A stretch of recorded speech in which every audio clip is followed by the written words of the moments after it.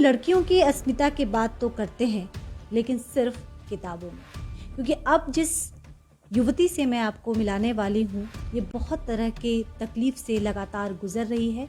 और यहाँ पे आपको एक और बात भी स्पष्ट तौर पे बता दूँ कि जब ये पुलिस के पास पहुँचती है अपनी शिकायत, अपनी तकलीफ, अपनी सेफ्टी को लेकर, तो प्रशासन भी लगातार इसे गोल गोल घुमाती रही।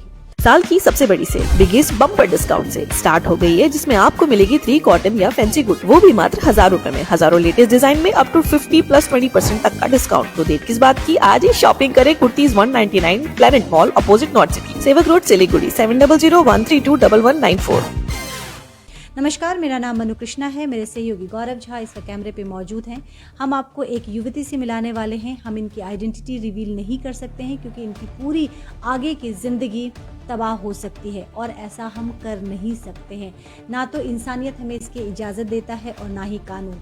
तो चलिए हम उस युवती से बात करते हैं और क्या कुछ पिछले 1 साल में उनके साथ घटित हुआ है और क्या इन घटनाओं को लेकर जब वो प्रशासन के पास पहुंचती है तो क्या वाकई प्रशासन ने इन्हें कोई आश्वासन दिया कि उस गुनहगार तक, जिस गुनहगार ने इनकी ज़िंदगी तबाह की है, उस गुनहगार तक वो पहुंचेंगे या फिर उसके गुनाहों की उसकी सज़ा दिलाएंगे।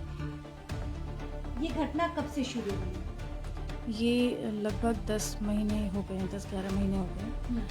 अमान अली नाम का लड़का है, बेला कोबा का, और एक्चुअली यहाँ का भी नहीं है, वो इंडिया से कहीं बाहर का है। यहाँ पे रह रहा है 10-12 साल से। वो मुझे लगातार मारता है, मेरे साथ गलत। आप उनके साथ कैसे संपर्क में? एक दोस्त के थ्रू संपर्क में आई मैं उनके साथ, और वो मुझे लगातार मारता है। मेरे पैसे ले गया। कितने पैसे? पैसे ले गया और गोल्ड भी लेके गया है कुछ, और बहुत ज़्यादा मुझे प्रताड़ित किया है। पुलिस के पास जाती हूँ बार बार, कोई एक्शन नहीं ले रहे हैं। किस थाना गई थी? भक्ति नगर थाना। रिसीविंग दिया लेकिन कंप्लेन लॉन्च नहीं किया। क्या कह रही है पुलिस कह रही है कि आप पहले लड़के को लेके आइए, फिर जाके हम कंप्लेन लॉन्च करेंगे। लड़का आप कहाँ से लेके आए? पता नहीं। पुलिस का कहाँ है? जी। लड़का कहाँ है? मुझे नहीं पता अभी लड़का कहाँ है, मैं कैसे ढूंढ सकती हूँ। वो लड़का, उसने क्या आपको शारीरिक शोषण भी किया? हाँ, उसने शारीरिक शोषण किया लगातार मेरे साथ। इतने दिन से मैं उसके साथ नहीं रहना चाहती हूँ, ज़बरदस्ती मेरे साथ रह रहा है। जहाँ पे मैं रह रही हूँ वहाँ के गार्ड को भी धमकाया, वहाँ की लड़कियों को भी धमकाया, और फिर मेरे साथ मारपीट किया बहुत ज़्यादा। जैसे कि मैं देख रही हूँ कि इस वक्त आप घर छोड़ के एक होटल में आप खुद को आपने लॉक किया हुआ है। हाँ जी, सेफ फील नहीं कर रही हूँ यहाँ पे। वो यहीं कहीं घूम रहा है आसपास, तो बार बार धमकियाँ दे रहा है, अपने दोस्तों से दिलवा रहा है, खुद भी धमकियाँ दे रहा है, क्या और कह रहा है? कह रहा है कि यहाँ आओगी तो जान से मार दूंगा। ये सब क्यों कह ऐसा क्यों कह रहा है? क्योंकि कंप्लेन नहीं करने के लिए बोल रहा है। कंप्लेन करने से मना किया है? मेरे घर का दरवाज़ा तोड़ा और मुझे बेल्ट से मारा, बहुत मारा मुझे। तो फिजिकली असॉल्ट किया? फिजिकली असॉल्ट किया मुझे, कितनी बार? बहुत बार किया।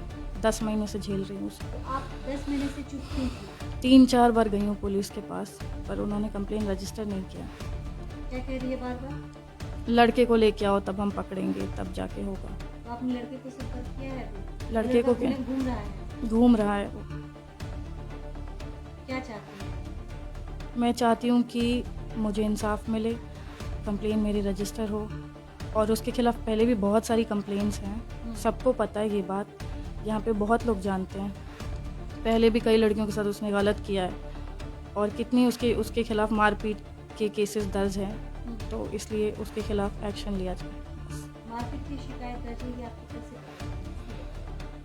ये ख़ुद पुलिस वाले बोलते हैं कि पहले भी उसके कई केसेस हैं, और उसके खिलाफ़ जितने भी केसेस हैं पुलिस ने काफ़ी बार उसे पकड़ा भी है, तो उसे अच्छी तरह से पहचानते हैं। जैसे आपने कहा कि वो इंडिया का नहीं है, वो पिछले कई सालों से यहाँ पे इंडिया में रह रहा है, कहाँ का है वो? क्योंकि आप 1 साल से उनसे संपर्क में थे, तो इतना तो अंदाज़ा हो ही गया होगा कि वो कहाँ पर रहने वाला है। वो कहीं बाहर का रहने वाला है और कुछ दूसरी भाषा बोलता है। आपसे किस भाषा में बात करता है? मुझसे तो हिंदी में बात करता था, लेकिन वो यहाँ का नहीं है। यहाँ का नहीं है। नहीं, प्यार करता था वो आपसे? पता नहीं, सिर्फ इस्तेमाल कर रहा था। और आप प्यार करती थी उससे? वो ज़बरदस्ती का एक रिश्ता था। जबरदस्ती? उस रिश्ते से अब आप बाहर निकलना चाहते हैं, जी। जिसमें आपकी कोई मदद नहीं कर रहा है। जी हाँ।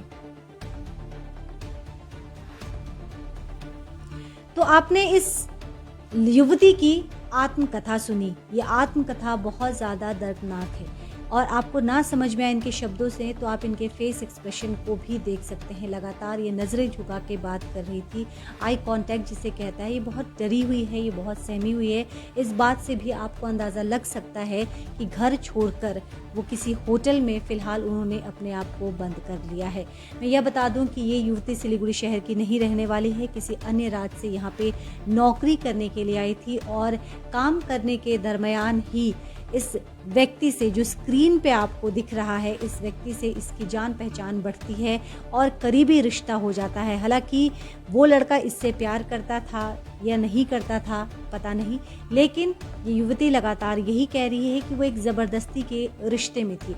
ज़बरदस्ती के रिश्ते में तमाम चीज़ें थी, शोषण था, मानसिक शोषण था, शारीरिक शोषण था और पैसों का भी शोषण था। लगातार पिछले कई महीनों से इस शोषण को ये बर्दाश्त कर रही थी, लेकिन जब अति हो गया तो इन्होंने सोचा कि इस रिश्ते का अंत होना चाहिए और इसीलिए प्रशासन के पास पहुंचती है। लेकिन भक्तिनगर थाना के बारे में क्या बताएं, क्योंकि पहले भी कई बार हम आपको बता चुके हैं और एक बार फिर एक उदाहरण आपके सामने है जब पूरे घटनाक्रम को टाल मटोल किया जा रहा है। प्रशासन इससे कह रही है कि तुम उस लड़के को ढूंढ के लाओ। हालांकि वो लड़का लगातार इधर उधर घूम रहा है। इनके जिस मकान में ये रह रही थी उसके खिड़की शीशे दरवाजे भी वो तोड़ चुका है। ये सहमी हुई है, खुद को बचाने की कोशिश कर रही है, लेकिन इनकी मदद के लिए, हालांकि आम इंसान के लिए ही पुलिस की बहाली होती है, उनकी वही जिम्मेदारी है कि शहर को सुरक्षित रखा जाए, शहर के अंदर तमाम जो लोग हैं वो खुद को सेफ फील करे। लेकिन ये युवती जो किसी अन्य राज्य से यहाँ रोज़ी रोटी कमाने के लिए आई है, खुद की स्टडी का खर्चा उठाने के लिए आई है, आज वो अनसेफ फील कर रही है।